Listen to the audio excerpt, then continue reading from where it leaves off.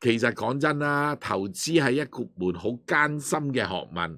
你以為可以輕輕鬆鬆聽個 number 咁就可以賺到錢嘅呢？咁你就太過年青啦。個事主77歲一位男士，應該已經退咗休㗎啦。咁啊就係睇 YouTube 睇下咧，就係無啦啦就係墮入呢個騙局喎。係啊，咁啊，佢睇 YouTube 片嘅時間咧，就睇咗一則咧廣告。嗱，佢啊因為感興趣，咁啊點擊個廣告而導佢去到咧一個叫頂峰智慧會嘅群組，管理員 WhatsApp 群組嚟嘅喎。係啊 WhatsApp 群組啊，管理員咧群內咧積極教授成員啦，指示大家咧就下載一款名為安安嘅手式投資股票應用程式。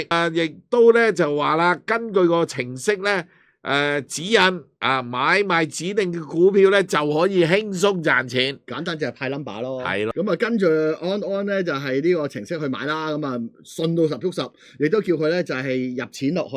係。咁啊佢入咗29萬咧呢個港幣咧就係作為投資嘅資金嘅。係啦。嗱1月發生，2月咁啊收割啦，1個月嘅啫。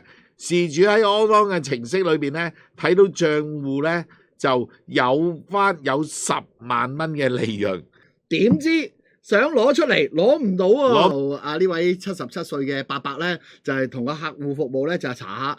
咁啊，客服嗰邊就話：呢位先生啊，你等多2日啦，2個工作日咧，啲錢就要過到入去你個戶口㗎啦。其實呢2日咧就愛嚟咧踢佢出群組㗎啦，真係啊，係咯，即刻咧就俾人踢咗 WhatsApp 嘅群組，即刻踢走咗出去，跟住就揾唔到客服，又揾唔到咧就係安安呢個程式。